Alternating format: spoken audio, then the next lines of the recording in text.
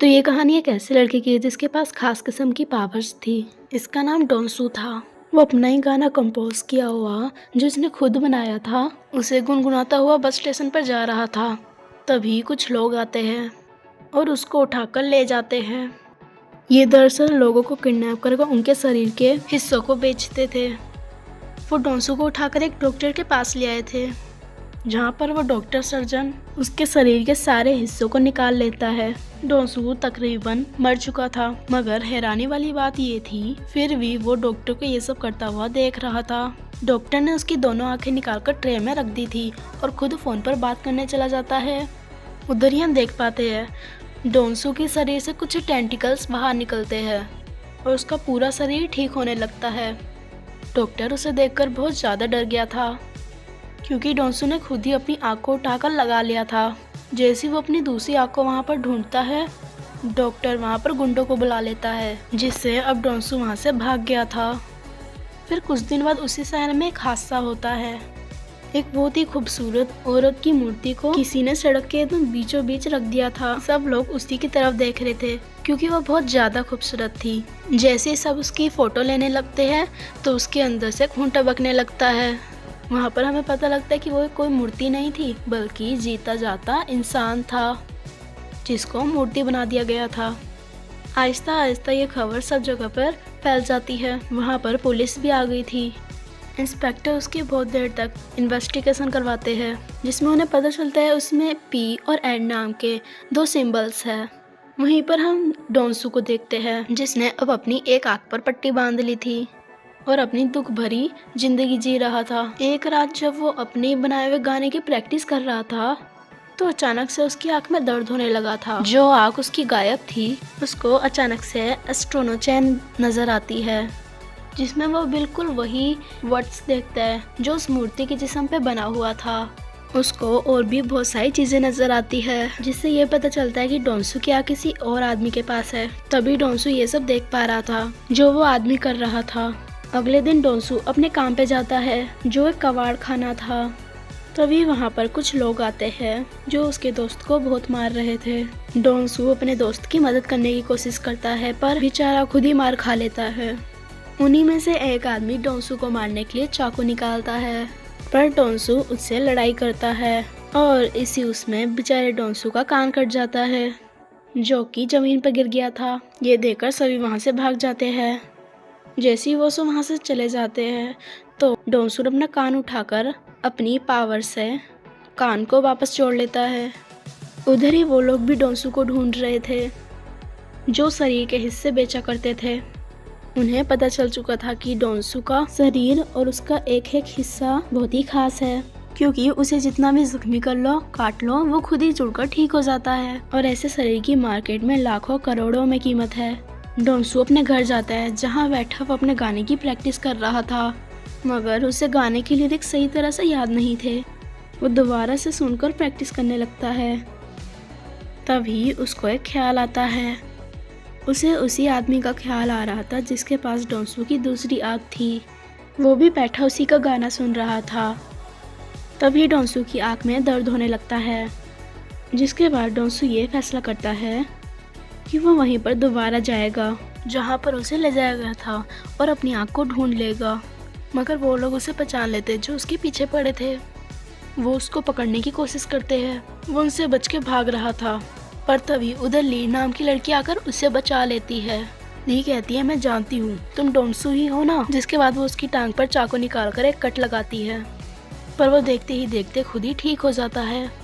डोंसू ली से बच के वहाँ से भाग जाता है। इसके बाद डोंसू के ख्याल में हमें एक किताब को दिखाया जाता है, जिसमें लोगों को मारकर उनका पुतला बनाने के बारे में सब कुछ लिखा हुआ था। जिससे ये बात तो साफ है कि डोंसू की आँख जिसके पास थी वो लोगों को मारकर उनका पुतला बनाकर शहर में खड़ा कर देता था।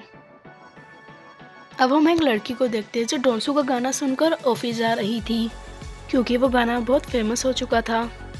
वो जाकर देखती है तो शहर में एक और पुतला खड़ा था, जिसका अभी अभी खून किया गया था। वो ये सारी बातें अपने दोस्त को बताती है, जिसका नाम मिस्टर जैन था। वो आदतों से बिल्कुल भी अच्छा नहीं था, मगर ये लड़की उसे पसंद करती थी। ये लड़की मिस्टर जेन के आगे डोंसू का गाना गुनगुनाती है। तभी उसकी आंखों में दर्द होने लगता है और उधर डोंसू की आंखों में भी दर्द हो रहा था। अब यहाँ पे ये बात तो क्लियर हो जाती है कि डोंसू की दूसरी आंख जिसके पास थी वो मिस्टर जेन था और यही था जो शहर में सब लोगों का कत्ल कर रहा था। और यहाँ पे ये भी पता चलता है कि डोंसू की दोनों आंखें उसके गाने को पहचानती थी, इसलिए जब भी वो बजता था उसकी आंखें आपस में जुड़ने की कोशिश करती थी। तभी उसे दर्द होता था। एक दिन वो अपने ख्यालों में एक वर्ड लिखा हुआ देखता है।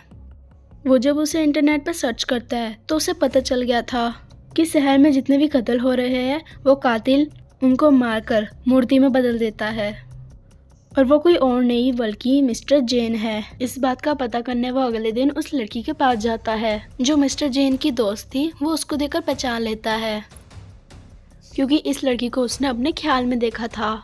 वो उससे पूछता कल जिस आदमी के साथ तुम थी वो कौन था।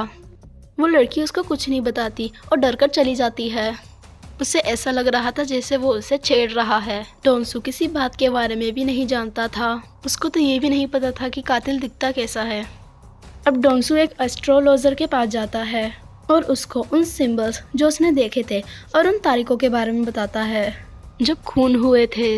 एस्ट्रोलॉजर उसे बताती है कि ये सब आपस में जुड़ी हुई चीज़ें हैं। इन सबको मिलाकर कल की तारीख भी मिलती जुलती है। डोंसू भी समझ गया था कि कल भी खून होने वाला है, पर कब कहाँ ये बात वो नहीं जानता था। उधर ही वो लड़की जो मिस्टर जेन को पसंद करती थी, उसकी दोस्त भी थी, वो उसके घर जाकर यहाँ वहाँ घूमने लगती है, जिससे उसे वो किताब मिल जाती है जिसमें मरे हुए लोगों को पुतला कैसे बनाना है सब लिखा हुआ था। उसको भी ये बात पता चल चुकी थी कि जितने भी कत्ल हुए हैं उन सब के पीछे मिस्टर जेन का हाथ है। अगले ही दिन दोबारा से शहर में पुतला खड़ा था। जब सब उसको देखने जाते हैं उधर वो लोग भी थे जो डोंसू के पीछे पड़े हुए थे। वो उसको देख लेते हैं और पकड़ने की कोशिश करते हैं। वो उसको मारने वाले थे। तभी उधर ली आ जाती है जिसने एक बार फिर से डोंसू को बचा लिया था। वो उसको बताती है कि मैं एक नॉवलिस्ट हूँ जो एक कनेक्ट नाम के नॉवल को लिख रही हूँ जिसमें सुपर ह्यूमंस ताकतवर लोगों के बारे में बताया जाता है, जिसमें उनके शरीर के हिस्से अलग करने पे भी आपस में जुड़ जाते हैं। अब खैर ली ने डोंसू की जान बचाई थी। वो उसको थैंक्स बोलता है और उसका नंबर लेता है। इसके बाद डोंसू वहाँ से चला गया था। दूसरी तरफ हम मिस्टर चेन की दोस्त को देखते हैं जो काफ़ी परेशान थी क्योंकि उसको मिस्टर चेन की सच्चाई के बारे में पता चल गया था। वो उसको अपने साथ छत पर ले जाता है। मिस्टर चेन की दोस्त कहती है मैं सब जानती हूँ, तुमने किस किस को मारा है और उन सब पुतलों के बारे में भी। जब वो ये सब बता रही थी तभी वो आदमी आकर चुपचाप इनकी बातें सुन लेता है जिसको पहले ये सब बता रही थी। उसका फ़ोन बज जाता है जिससे मिस्टर जेन उसको देख लेता है। उसको पकड़ के उसे बहुत मारता है और फिर उसे नीचे गिरा देता है। मिस्टर जेन की दोस्त भी ये सब देखकर बेहोश हो गई थी। तभी उसका फ़ोन बजता है जिसमें उसने डोंसू के गाने की ट्यून को सेट किया हुआ था। जब उसका गाना बजता है तो तभी डोंसू की आँख में दर्द होता है और मिस्टर जेन की भी। तभी डोंसू को ख्वाब आता है और उसमें वो सब देख लेता है कि मिस्टर जेन ने 2 लोगों को बड़ी बेरहमी से मार दिया है। ये देखकर डोंसू मिस्टर जेन की ऑफिस में आ गया था। वहाँ पर भी सबको कत्ल के बारे में पता चल चुका था। वहाँ पर पुलिस भी आ चुकी थी। डोंसू ने मिस्टर जेन का कोट देख लिया था, इसलिए वो उसका पीछा करते हुए बाथरूम तक जाता है, मगर उसने उसका चेहरा अभी भी नहीं देखा था। पुलिस आकर डोंसू को पकड़ लेती है। उन्हें ऐसा लग रहा था कि डोंसू ने ही कत्ल किया है। डोंसू सबसे कहता है कि देखो मैंने कत्ल नहीं किया है, कातिल तो बाथरूम में है। पर कोई भी डोंसू की बात पर यकीन नहीं करता। लेकिन ली उसको हम कैसे भूल सकते हैं। वो एक बार फिर आकर डोंसू को बचा लेती है। इधर ही ऑफिस में मिस्टर जेन जो काफ़ी परेशान था क्योंकि वो सोच रहा था कि छत पर हम तीनों के सिवा और कोई था ही नहीं। जब वो बैठा डोंसू का गाना सुन रहा था तभी उसकी आंख में दर्द होता है। अब उसको समझ आ गया था कि ये सब कुछ उसकी आंख की वजह से हो रहा है जो उसने लगवाई थी। इसका मतलब ये था कि जिसके पास दूसरी आंख है वो सब देख सकता है जो मिस्टर जेन कर रहा था। एक दिन डोंसू ले को अपने घर लेके जाता है और उसको सब कुछ बताता है। वो शुरू अपने बचपन से करता है कि कैसे वो एक बार पेड़ से गिर गया था जिससे मेरी एक टांग टूट गई, पर वो खुद ही ठीक हो गई। पर इसे देखकर मेरे सारे दोस्त मुझे मॉन्स्टर बुलाने लगे। और मेरे घर वालों ने भी मेरा साथ छोड़ दिया। और वो उस रात के बारे में भी बताता है जब इसको किडनैप करके कुछ लोग ले गए थे और उन्होंने उसकी आँख को निकाल लिया जो मिस्टर जेन के पास है, और वही है जो शहर में सबको मार रहा है। बस मैं उसको पकड़वाना चाहता हूँ, पर मैं उसके बारे में कुछ भी नहीं जानता। ली सब बातें सुनकर हैरान हो गई थी। वो कहती है तुम परेशान मत हो, मैं तुम्हारा साथ दूंगी। और उसको एक चश्मा भी लगाती है। कहती है इससे तुम्हारा कोई मजाक नहीं बनाएगा और ना ही लोग तुम्हें पहचान पाएंगे। जब वो मार्केट में कुछ लेने जाते हैं तो उधर डोंसू के पोस्टर लगे हुए थे। एक पुलिस उसको ढूंढ रही थी, लेकिन अचानक से उसकी आंख में दर्द होने लगता है। वो देखता है कि मिस्टर जेन उसकी तस्वीर बनाकर उससे कह रहा था कि मेरे मामले से दूर रहो, नहीं तो बेमौत मारे जाओगे। क्योंकि वह जान गया था कि जिस आदमी की आंख उसको लगाई गई है वो कोई और नहीं बल्कि डोंसू है। उसे साथ ही अगले कत्ल के बारे में भी पता चल जाता है। रात में जब डोंसू मिस्टर जेन को ढूंढने निकलता है तो उसको एक आदमी मिलता है जो उसका गाना गा रहा था। ये सुनकर उसकी आंख में दर्द होने लगता है। अगले ही पल उसको मिस्टर जेन नजर आता है। जैसे ही वो उसको पकड़ने के लिए उसका पीछा करता है, वहाँ पर पुलिस आ चुकी थी जो डोंसू को पकड़ लेती है। अब डोंसू बेचारा बहुत ही बुरी तरह फंस चुका था। अब ना ही वो बता सकता था कि उसे ख्याल आते हैं और सारे कत्ल के पीछे मिस्टर जेन का हाथ है। उसको जेल में बहुत मारा जाता है। डोंसू कहता है मैं खूनी नहीं हूँ बल्कि खूनी को जानता हूँ। इंस्पेक्टर ये सुनकर उसे छत पर ले जाता है, जहाँ पर डोंसू उसको सब बता देता है कि उसकी आंख मिस्टर जेन नाम के आदमी के पास है और वो ही सबका कातिल है। वो पुलिस इंस्पेक्टर को अपना एक हाथ तोड़कर दिखाता है जो फिर खुद ही जुड़ गया था। इंस्पेक्टर ये सब देखकर हैरान था। डोंसू जो मिस्टर जिन को पकड़ना चाहता था वो छत से कूद जाता है, क्योंकि वो जानता था कि अगर उसे चोट भी आई या उसकी हड्डी भी टूटी तो वो कुछ देर बाद खुद ही ठीक हो जाएगी। उधर दूसरी तरफ मिस्टर जेन डॉक्टर के पास जाता है जिसने इसे डोंसू की आंख लगाई थी। फिर कुछ पहले का सीन दिखाया जाता है जब मिस्टर जेन डॉक्टर के पास आया था और उससे कहा था कि उसे आग की ज़रूरत है, इसलिए डॉक्टर ने एक तजुर्बे के खातिर डोंसू की आंख उसे लगा दी। और फिर मिस्टर जेन को जब ये पता चलता है तो वो अब डॉक्टर को भी मार देता है। जब कुछ लोग चेक करने आते हैं जो डोंसू को पकड़ने के चक्कर में थे, तो वो जब डॉक्टर को मरा हुआ देखते हैं उन्हें सब पता चल जाता है कि मिस्टर जेन ने डॉक्टर को मारा है। ली और डोंसू दोनों डॉक्टर को ढूंढने की तलाश में थे। ली एक आदमी को देखती है जो उन्हीं लोगों ने डोंसू के पीछे लगाया था, जो शरीर के हिस्से बेचा करते थे। ली उसे पकड़ लेती है और मार देती है, क्योंकि उसका बनाया हुआ गाना उसका फेवरेट सिंगर लॉन्च करने वाला था। तभी मिस्टर जेन अपने फ़ोन पर नंबर डायल करता है। डोंसू भी उसे देख पा रहा था। यहाँ पर पहली बार उन दोनों की बात होती है। डोंसू उससे पूछता है कि तुम लोगों को क्यों मार रहे हो। वो उसे बताता है कि मुझे कैंसर है और अगर इस बीमारी की वजह से मैं जिंदा नहीं रहूँगा तो कोई भी इंसान जिंदा नहीं रहेगा, और तुम आगे आगे देखो मैं लोगों को कैसे मौत देता हूँ। वहीं पर अब ली के मारे गए आदमी की लाश भी पुलिस को मिल गई थी और साथ ही साथ मिस्टर जेन के खिलाफ सबूत भी।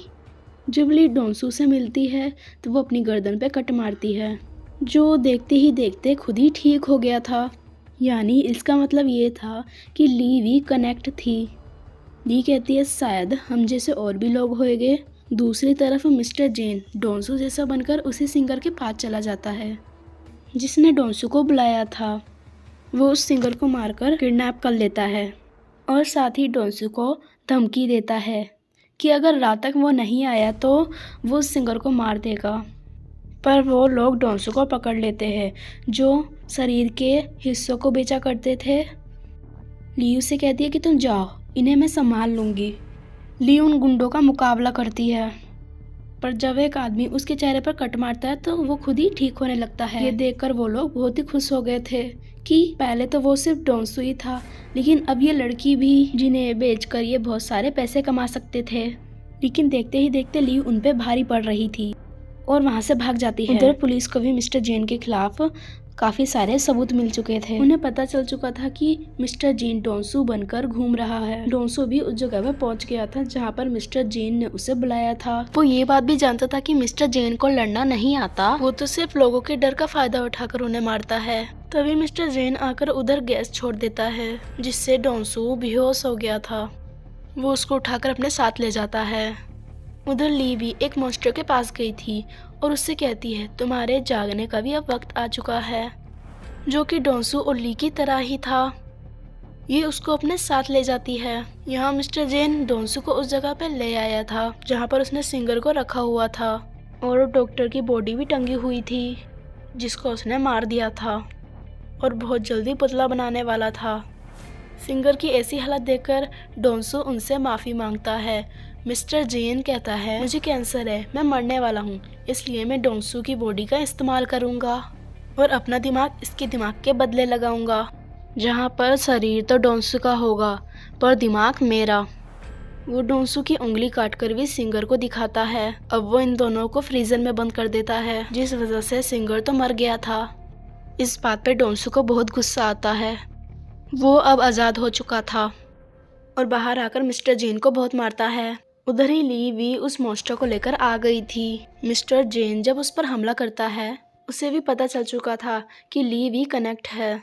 तभी उधर डोंसू आकर मिस्टर जेन को बहुत मारता है। यहाँ पर मिस्टर जेन डोंसू पर लगातार गोलियां चला रहा था, पर वो तो ठीक होता जा रहा था। डोंसू ने मिस्टर जेन से अपनी आँख को भी छीन लिया था और उसे मारने वाला था। तभी उधर पुलिस इंस्पेक्टर आ जाते हैं, जो डोंसू को मारने से मना करते हैं। इंस्पेक्टर से वादा करते कि मैं तुम्हारा सारा रिकॉर्ड मिटा दूंगा, तुम्हें अपनी जिंदगी की नई शुरुआत करनी चाहिए।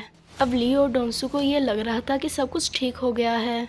वो जाने ही वाले थे कि वो देखते हैं कि वहाँ पर मिलिट्री के बहुत सारे हेलीकॉप्टर आ जाते हैं। अब उन्हें भी कनेक्ट के बारे में पता चल चुका था। वहाँ पर वो उन दोनों को पकड़ लेते हैं। अब आगे की कहानी क्या होगी, मिलिट्री वाले इनके साथ क्या करेंगे, अब ये तो हमें सीज़न 2 में ही पता चलेगा। और इसी के साथ सीज़न 1 की कहानी यहीं पर ख़त्म हो जाती है।